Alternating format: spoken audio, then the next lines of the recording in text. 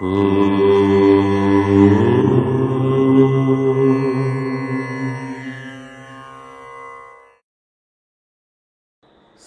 గణేశ శారదా దత్తాత్రేయ సద్గురు పరబ్రహ్మణే నమః.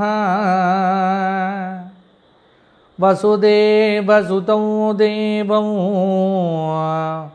కంసచానూరమర్దనం దేవకీ పరమానందం కృష్ణం వందే జగద్గురుం. కృష్ణం వందే జగద్గురుం. సుధర్మ ప్రేక్షకులకు మాస ఫలితాల్లో భాగంగా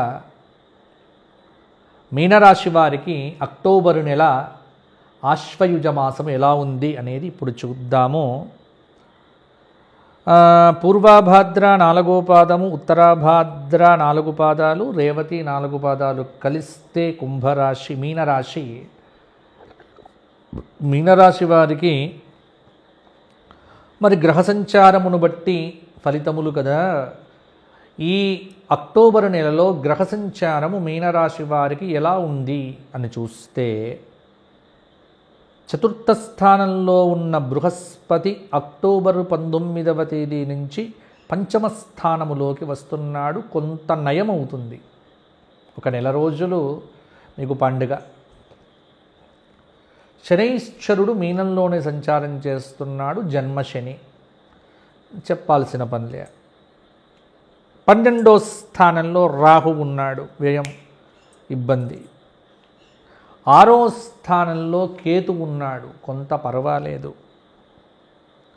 అంటే కేతువు ఒక్కడే మీనరాశి వారికి శుభంగా ఉంటూ అక్టోబర్ 19 నుంచి అక్టోబర్ 31వ తేదీ వరకు గురువు కూడా శుభమైన ఫలితములను ఇస్తున్నాడు. బుధుడు అర్ధశుభుడు, కొంత మార్పులు ఉంటాయి.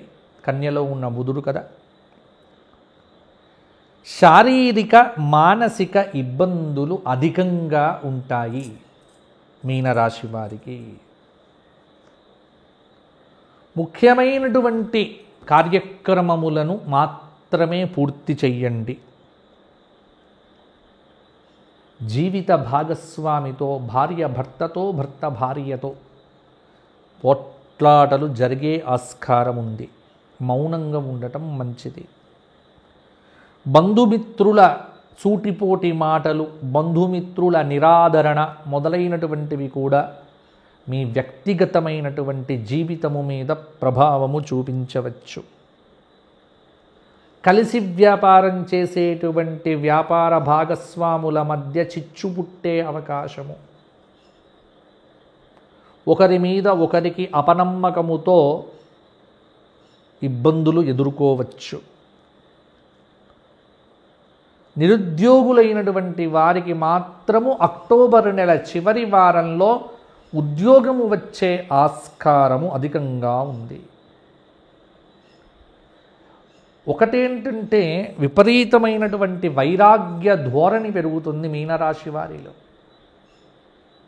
ఏముందిలే అన్న మాటలు మాట్లాడుతూ ఉంటారు.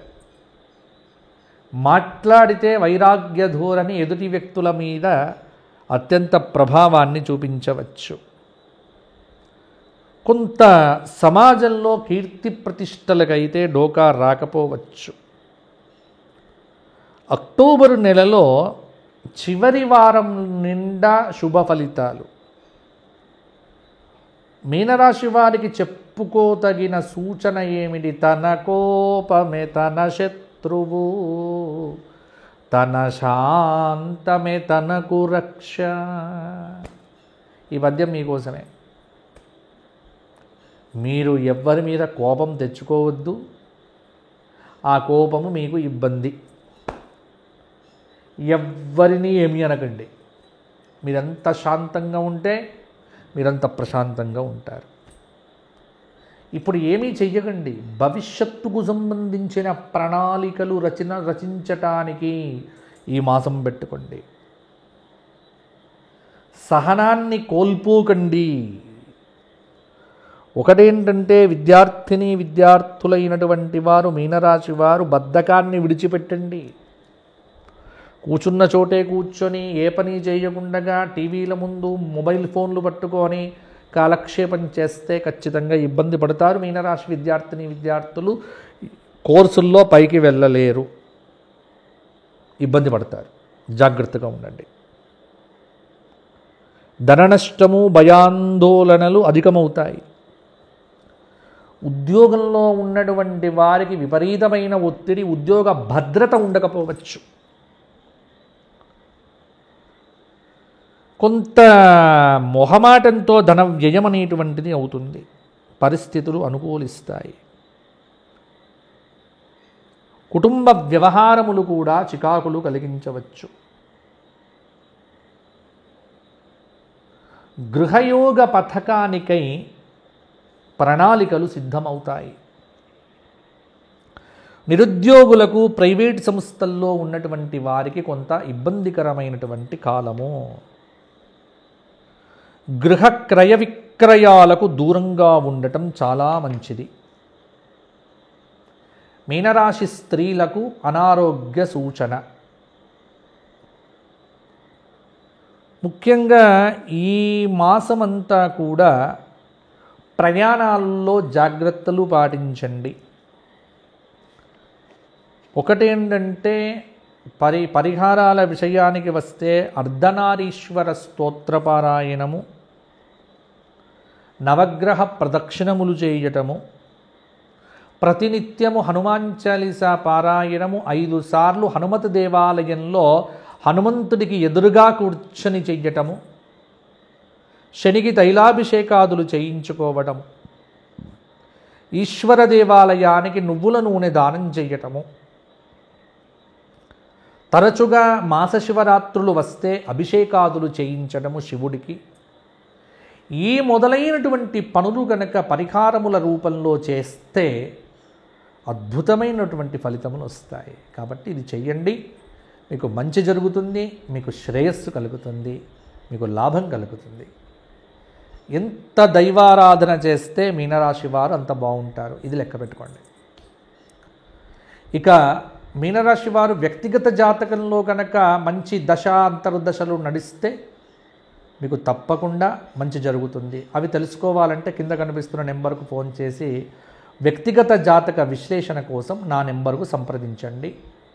ఉదయం 8 నుంచి రాత్రి 8 లోపు మా సిబ్బంది మీతో మాట్లాడవచ్చు. తప్పకుండా దర్శనం మీకు నేను ప్రత్యక్షంగా కాకుండా ఫోన్లో మీకు జాతకం చెప్తాను. అపాయింట్మెంట్ ఉంటుంది. మీరు ఇచ్చే ద్రవ్యము మా ధర్మ కార్యాలకు వినియోగించడం జరుగుతుంది. కాబట్టి మీనరాశి వారు కింద కనిపిస్తున్న నెంబర్కు ఫోన్ చేసి మాట్లాడండి.